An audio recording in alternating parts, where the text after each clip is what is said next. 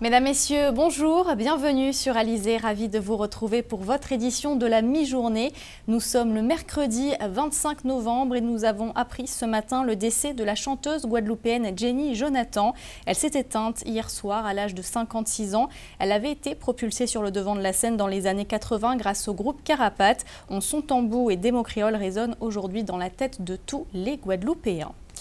Le mercredi 25 novembre, qui marque également la journée internationale pour l'élimination de la violence faite aux femmes. L'accent est notamment mis cette année en Guadeloupe sur la prise en charge des victimes. Environ 2000 femmes par an sont concernées en Guadeloupe. Anne-Elisabeth Artsen en a rencontré une. Voici son témoignage. Cette mère de 3 enfants, que nous appellerons Laetitia pour les besoins de notre reportage, prénom qu'elle a elle-même choisi pour rendre hommage à une amie décédée dans un cas similaire. Victime entre 2010 et 2011 des violences de son compagnon et père de ses enfants, elle a décidé de mettre fin à cette relation tumultueuse. J'en ai marre. Pour ma deuxième grossesse, j'ai dit la première grossesse, ça va. La deuxième grossesse, c'était vraiment l'enfer. Tu me trompes pas. On m'a dit toujours, j'ai dit, c'est comme ça, on arrête. On est resté un moment, un de l'autre. Je dis, mais au lieu de chercher quelqu'un d'autre, je vais me retourner là où j'étais. J'ai eu une chance, encore une fois. Après, j'ai dit, il va changer. L'espoir. En fait, une femme a toujours l'espoir qu'un homme va changer. Notre tête. Et ça se matérialisait comment la violence? Qu'est-ce qu'il te faisait exactement? Physique, morale. À chaque fois, des coups de poing. Par l'énervement, j'ai donné un gros coup de poing. Et je lui dis, si on arrivait jusque-là, c'est que vraiment ça va pas. Parce que moi, je suis quelqu'un de cool, mais quand on me chauffe, je chauffe totalement grave. Et qu'on arrivait jusque-là, puis les gendarmes et tout, je dis vraiment, c'est un gendarme, il y a vraiment plainte et tout. Ça vaut pas la peine. Et ma première, elle a tout vu, de A à Z. Elle me dit oui, elle a tout vu, bombe lacrymogène, violence. Je dis maman, j'ai dit oui, mais maman va pas rester comme ça. Et sa famille le couvrait à chaque fois. S'il réagit comme ça, c'est que toi tu fais quelque chose. S'il réagit comme ça, c'est que t'es pas bonne. J'ai dit, monsieur, je suis pas bon, laisse-moi. Il me dit, si je t'ai pas, toi, personne ne t'aura. Il menaçait de suicide, qui veut dire, si je le quitte, il se tue. Alors moi, je lui répondais, mais vas-y. Il le fait pas. Je lui ai dit, mais ça, c'est une histoire de morale, de violence morale. Qui veut dire que, à cause de moi, il aura des soucis. À cause de moi, il fume. À cause de moi, il boit. J'ai dit à un moment, j'ai 3 enfants. C'est pour me prendre un 4e enfant encore sur mon dos. J'étais voir une assistance sociale que je connaissais pas du tout, les assistances sociales. Elle me dit, il y a l'association. En 2015, séparée de cet homme, elle tente de se reconstruire grâce à l'association Force et l'accueil de jour des femmes victimes de violences.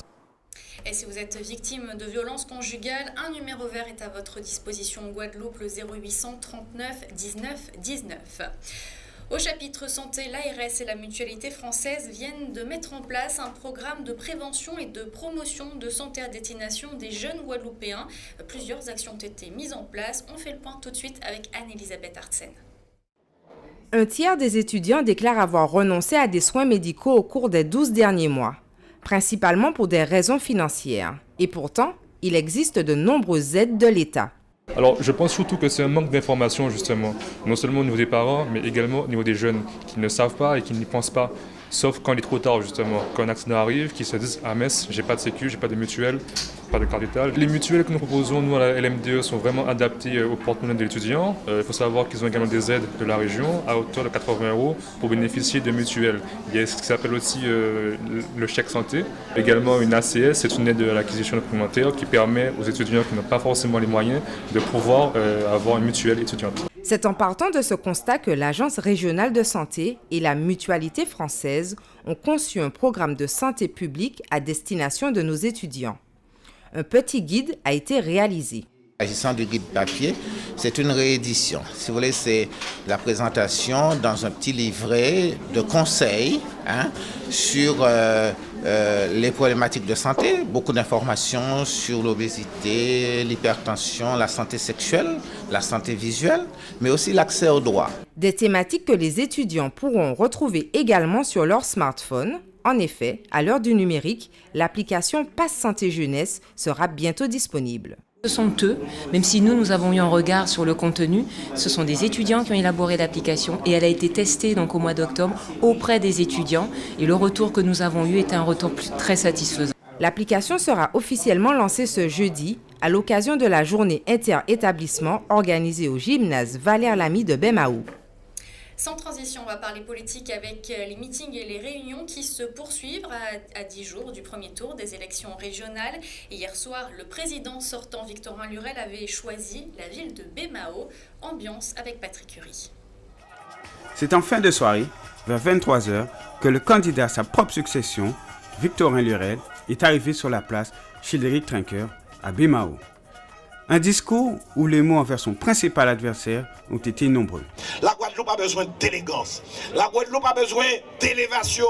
Oui, la Guadeloupe a besoin de spiritualité éclairée. On n'a pas besoin de charlatans, de gens qui annonnent, de gens qui croient que les choses sont faciles et que demain, on va raser gratis. Il y a des lendemains qui font mal. Il y a des lendemains et des petits matins à la gueule de bois. La Guadeloupe n'a pas besoin de cela. Une centaine de sympathisants, venus en bus, avaient fait le déplacement, mais également présents des ténors de la politique qui ont pris la parole. Contrairement à ce que nous pouvons dire, personne ne critique aujourd'hui le bilan quant au fond. Ils essaient de trouver ici et là quelques motifs pour justifier leur candidature. Et quand ils n'ont pas véritablement d'arguments, ils finissent par dire que Lurel est un dictateur. Devez au fils de Badou, vous le devez pour Bémaousien, vous le devez aussi à Oni Coronado, parce qu'il le mérite que vous puissiez aller faire ce geste-là pour dire, ouais, nous nous souvenons de la victoire de Badou. Donc, faites ce geste-là le 6 décembre. On devrait trouver aujourd'hui, dans Henri Chalus, candidat à la région, un autre homme que celui qui parle de changer d'avenir. Changer d'avenir, là je crois que c'est à reculons. À reculons dans le problème du non-respect de la parole donnée. Le ton est donné, rendez-vous le 6 décembre devant les urnes. Actualité en bref, en Haïti, plusieurs centaines de personnes ont manifesté hier dans les rues de Port-au-Prince contre les résultats du premier tour de l'élection présidentielle. Des opposants ont parti au pouvoir pour dénoncer les votes frauduleux en faveur de Jovenel Moïse. 2 policiers ont été blessés. Et on en vient donc logiquement à l'actualité dans notre grande région de la Caraïbe. Virgin Atlantic International a décidé de s'implanter dans la Caraïbe. Karine Gelman nous emmènera également à Saint-Kitts-et-Nevis et à Saint-Vincent et Grenadines. Voici la Minute Caraïbe. Saint-Kitts-et-Nevis, intégration régionale. Le Premier ministre Timothy Harris, s'exprimant à l'issue de la réunion des chefs de gouvernement de l'Organisation des États de la Caraïbe, a déclaré que l'état du transport aérien régional est inacceptable. Il a affirmé que cette situation démontre l'incapacité de la LIAT à réaliser les améliorations nécessaires et constitue un défi majeur pour le processus d'intégration régionale qui a besoin d'un système de transport aérien fiable, au moins comparable à ce que nous disposons en matière de transport maritime et de fret. Timothy Harris a par ailleurs indiqué que des études seront nécessaires pour envisager la réduction des taxes sur les vols régionaux. Le président de l'OECS et Premier ministre de la Grenadine, le Dr Keith Mitchell, a quant à lui appelé à la réduction et à l'harmonisation des taxes aéroportuaires au niveau de la CARICOM. Caraïbes, Virgin Atlantic International, le spécialiste britannique des voyages sur longue distance, Virgin Atlantic a mis en place une nouvelle filiale amenée à exploiter dans les Caraïbes. La nouvelle compagnie a obtenu son certificat de transporteur aérien de l'autorité de l'aviation civile britannique et devrait débuter ses opérations à la fin de décembre à l'aide de 2 Airbus A330 et A300. Virgin Atlantic utilisera des pilotes et du personnel navigant commercial de la société mère et il n'y aura aucune différence perceptible dans le service qui sera proposé par rapport à celui de Virgin Atlantic. Virgin Atlantic a refusé de donner plus de détails sur sa nouvelle opération, mais il est question d'un nombre important de destinations dans la Caraïbe, comme par exemple Antigua, Barbade, Bahamas, Cuba, la Jamaïque et Sainte-Lucie. Saint-Vincent et Grenadines, au pays de la dachine. La dachine est un aliment de base au point d'avoir récemment fait l'objet d'un voyage d'études dans diverses fermes du pays. Les visites ont permis à des agriculteurs, des agrotransformateurs et à des journalistes d'autres pays des Caraïbes et même du Pacifique d'observer la culture du taro dans un pays qui est considéré comme l'un des principaux producteurs de tubercules de la région. Un agriculteur de Sainte-Lucie qui cultivait jusqu'alors des légumes et des pommes de terre est impressionné par ce qu'il a vu. À mon retour, je vais me rapprocher des autres agriculteurs afin que nous développions la culture du taro. Il y a un plus grand marché à Sainte-Lucie pour la dachine, y compris dans le secteur du tourisme. Nous avons en effet un hôtel qui sert à ses clients de la dachine présentée sous diverses formes et c'est précisément ce que nous devons développer à Sainte-Lucie. Un retour en Guadeloupe et on va parler de littérature avec le festival Écriture des Amériques qui se déroule cette semaine. Au programme des conférences, des ateliers d'écriture, mais aussi des rencontres avec les auteurs présents dans le cadre de ce festival. C'était le cas ce matin à la librairie Jazor à Pointe-à-Pitre. Le reportage de Richard Scott Tamar. Gisèle Pinault et Alain Mamankou avaient rendez-vous avec leurs lecteurs à la librairie Jazor dans le cadre du festival Écriture des Amériques. Ces deux auteurs majeurs de la littérature française, défenseurs de la francophonie et porteurs d'un message afro-caraïbéen, sont venus échanger avec leur public. Alors, dans le cadre du Festival Écriture des Amériques, j'ai proposé justement d'animer un atelier vraiment destiné aux jeunes. Il y a 2 ans, j'ai animé un atelier avec Léonora Miano, un atelier d'écriture pour les adultes. Et là, je me dis que c'est bien de proposer déjà aux jeunes d'écrire, de raconter des histoires, puisque moi-même j'ai commencé à écrire très jeune. Et je veux leur dire et leur faire comprendre à travers cet atelier que c'est accessible, c'est un art qui est accessible. Oui, mon rapport à la francophonie est très clair. J'ai toujours pensé qu'il ne faut pas que la francophonie soit prise comme un moyen pour la France de continuer sa politique étrangère dans ses anciennes colonies ou dans ses départements d'outre-mer. La francophonie doit être une francophonie culturelle dans laquelle on respecte aussi les spécificités des langues des francophones.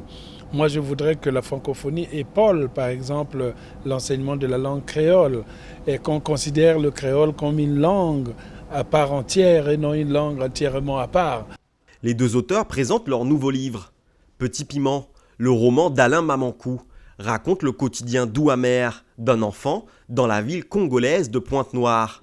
Quant à Méry Cisal, l'ouvrage de Gisèle Pinault, il se focalise sur le parcours d'une jeune haïtienne obligée d'immigrer en Guadeloupe après le tremblement de terre qu'a connu son pays en 2010. 2 sujets ancrés dans l'actualité. Alors Méry incarne, à mon sens, tous les migrants qui sont sur cette terre aujourd'hui, qu'ils viennent du nord ou du sud, tous ces gens qui cherchent la dignité, qui cherchent à fuir soit une catastrophe naturelle, soit une guerre, soit une dictature, soit la misère, soit la famine. Alors, mon livre Petit Piment représente aussi peut-être une défense pour l'enfance, une défense pour la jeunesse, une défense pour tous ceux qui ont vécu dans l'orphelinat, pour tous ceux qui ont vécu les révolutions socialistes, communistes, et aussi pour tous ceux qui veulent être loin des dictatures. Gisèle Pinault et Alain Mamankou, ainsi qu'une pléiade d'écrivains, seront présents en Guadeloupe jusqu'au 28 novembre dans le cadre du festival Écriture des Amériques. Ils vous attendent nombreux sur les différents événements de la manifestation. Culture toujours, vous le savez, on aime bien dans nos éditions vous faire découvrir des expositions aux 4 coins de la Guadeloupe. Et bien ce midi, nous nous arrêtons sur celle de Bruno Coiffard au Gosier, une exposition haute en couleurs visible jusqu'au 5 décembre. Muriel Barlagne. Un foisonnement de formes et de couleurs. Les tableaux de Bruno Coiffard sont riches et bavards. Derrière chaque œuvre se cache une histoire que seule une rencontre avec l'artiste pourrait dévoiler. Le graphiste a su créer son propre univers avec ses codes, son langage, ses symboles. Le phare qui guide et éclaire les marins revient très souvent. Mon style, on pourrait appeler ça du néo-figuratif. C'est un peu, je pense, après avoir lu quelques bouquins, qu'il y a un nouvel intérêt vers ce médium, enfin cet axe créatif. Et moi j'aime le figuratif. De toute façon j'ai du mal quand je dessine à faire autre chose que du figuratif. Je suis trop baigné dans le dessin depuis ma tendre enfance. Bruno Coiffard est avant tout dessinateur, mais il n'hésite pas à utiliser les nouvelles technologies. Ainsi, il numérise ses dessins avant de les retracer à la courbe de Bézier, une technique chère aux graphistes. Les œuvres sont ensuite imprimées sur de la toile. Retracer son propre dessin à la courbe de Bézier, c'est quelque chose d'assez dantesque. Ça représente un volume de travail assez énorme. Le gros avantage, c'est la netteté de mon trait. Les imperfections, je les refais aussi. Je ne corrige pas mon dessin de base.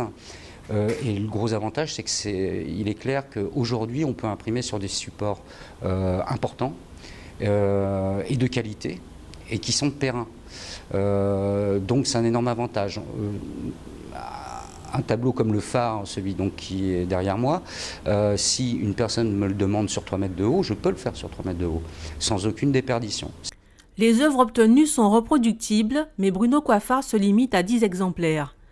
14 tableaux de sa collection sont à découvrir à la Petit Lebrun Art Gallery à Saint-Félix jusqu'au 5 décembre. Des rencontres avec l'artiste sont prévues le samedi. On va parler de sport à présent et plus particulièrement de sport scolaire puisque nous sommes mercredi et une journée consacrée à l'UNSS réunissant plusieurs lycées et collèges se déroule en ce moment au Lamentin, une véritable fête du sport à laquelle a assisté Éric Pommier.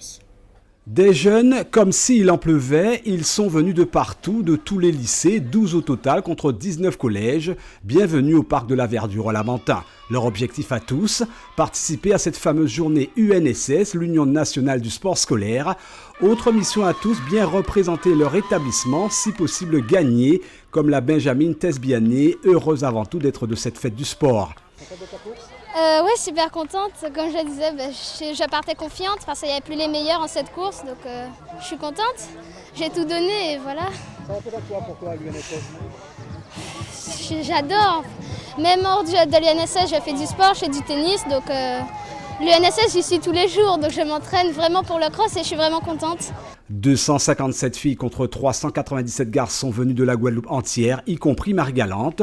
Le bonheur pour les organisateurs est entier, preuve que le sport et l'école font encore bon ménage. La santé de l'UNSS est bonne, voire très bonne.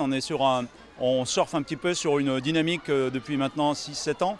Qui fait que chaque année on est en augmentation d'effectifs. Alors il y a eu un petit frein sur l'année qui vient de s'écouler, mais en gros de plus en plus d'établissements scolaires s'affilient, de plus en plus de licenciés prennent leur licence et bien évidemment de plus en plus d'activités sont au registre des supports sur l'UNSS. L'UNSS représente une fédération multisport, sont comprises en effet 25 activités, dont une vingtaine en Guadeloupe, toutes disputées en championnat.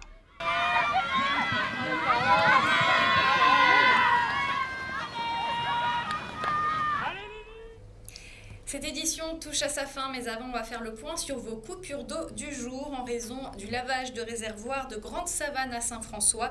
Plusieurs secteurs sont privés d'eau depuis ce matin, notamment les secteurs de Belloc, d'Ébonne, Desvarieux, Zamy, Zévalos, La Barthe ou encore la baie Olive. Retour à la normale prévu en fin de soirée. À Petit-Bourg, en raison également du lavage de réservoirs, des secteurs n'ont pas d'eau potable depuis 7 h ce matin, notamment chemin de Grande Savane, chemin de Duquéry, route de Torvette, les Hauts de Morne-Rouge. Tout devrait rentrer dans l'ordre aujourd'hui en fin de soirée.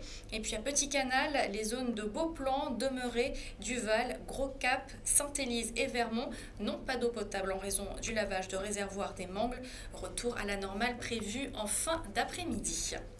Je vous propose maintenant de jeter un rapide coup d'œil sur vos prévisions météo. Pour cet après-midi, le temps sera variable avec des éclaircies mais aussi des risques d'averses.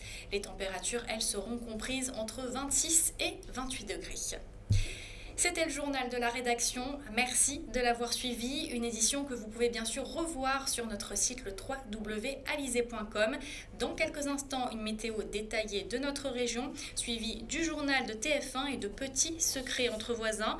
Prochain rendez-vous avec l'actualité locale et régionale. Ce sera tout à l'heure à 19h.